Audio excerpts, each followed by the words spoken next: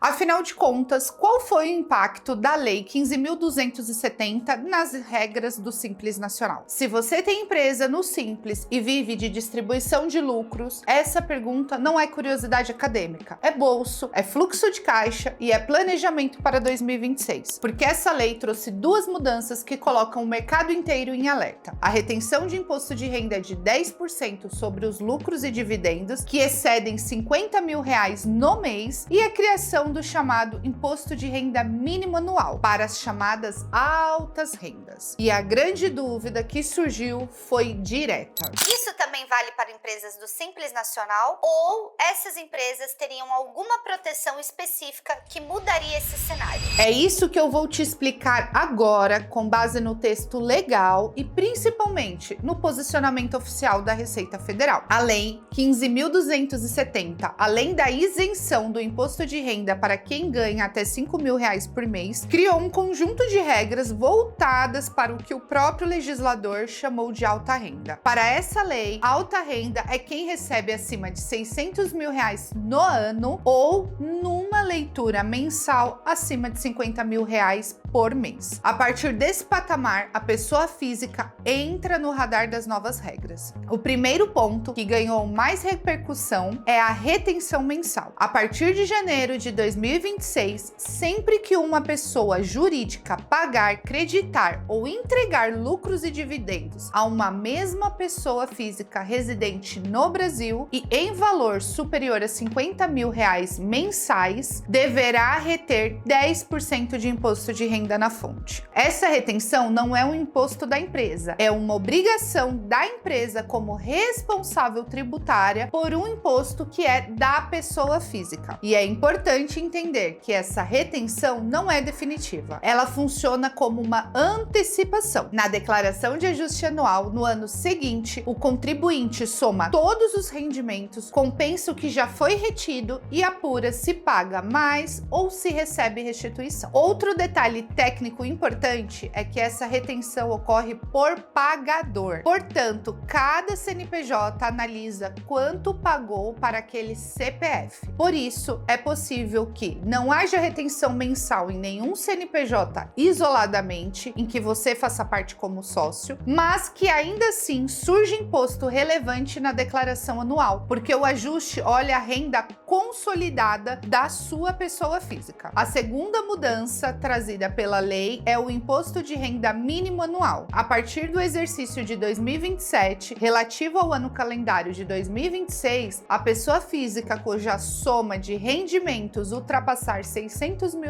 no ano fica sujeito a uma tributação mínima. Aqui é preciso ter atenção. Entre 600 mil e 1 milhão e 200 mil reais, a alíquota é linear crescente. Não é automaticamente cobrado os 10%. A tributação mínima de 10% só se aplica integralmente a partir de 1 milhão e 200 mil no ano. E o ponto sensível é que essa base de cálculo inclui rendimentos tributados de forma exclusiva, definitiva e também rendimentos isentos. Como os dividendos são isentos no Brasil desde 1996, a lei puxa esse debate diretamente para dentro da distribuição de lucros. Até aqui, tudo certo. Agora vem o ponto central. Isso se aplica às empresas do Simples Nacional? E é aqui que é fundamental separar duas coisas: o debate jurídico e a realidade administrativa. A Receita Federal já se posicionou oficialmente sobre esse tema, em material publicado no próprio site do Simples Nacional, no formato de perguntas e respostas. A Receita afirma de forma expressa que a retenção de imposto de renda sobre lucros e dividendos também se aplica às distribuições feitas por empresas do Simples Nacional. Segundo esse entendimento, com a Lei 15.270, a isenção prevista no artigo 14 da Lei Complementar 123 deixou de ser aplicada para fins de retenção, fazendo com que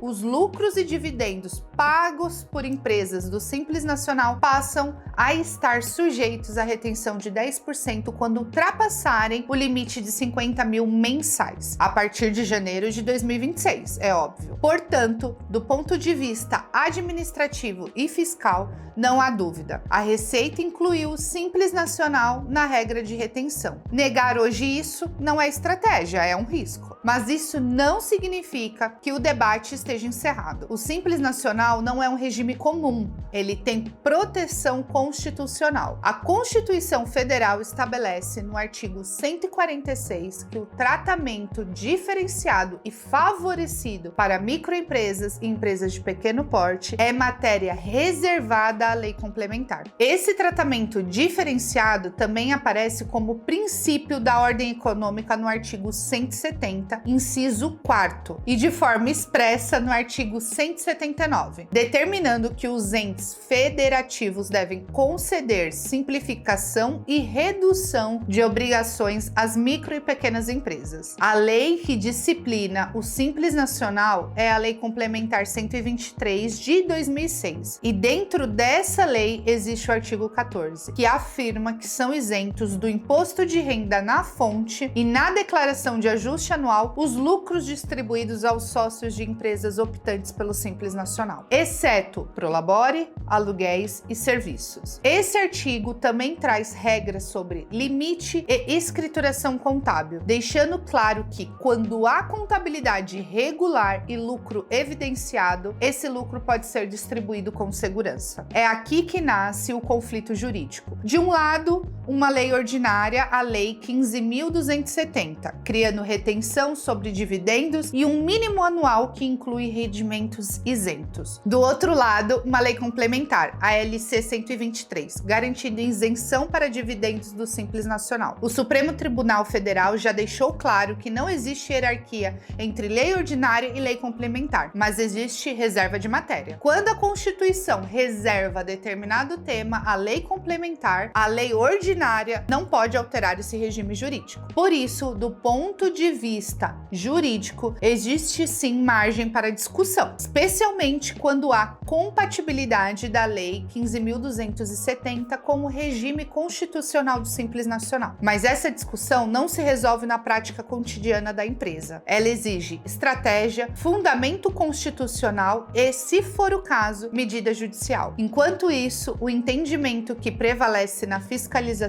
é o da Receita Federal. Na prática, isso coloca o empresário diante de escolhas reais: cumprir a retenção a partir de janeiro de 2026 e ajustar tudo na declaração anual, avaliar com suporte técnico a viabilidade de uma estratégia jurídica preventiva, ou ignorar a regra, o que hoje significa assumir risco fiscal elevado. E há um ponto estratégico fundamental que pouca gente está destacando. A própria Receita reconhece que lucros apurados até 31 de dezembro de 2025 permanecem fora da retenção. Ou seja, lucros acumulados até 2025, devidamente apurados e formalizados, podem ser distribuídos com a isenção do IRPF de 10%.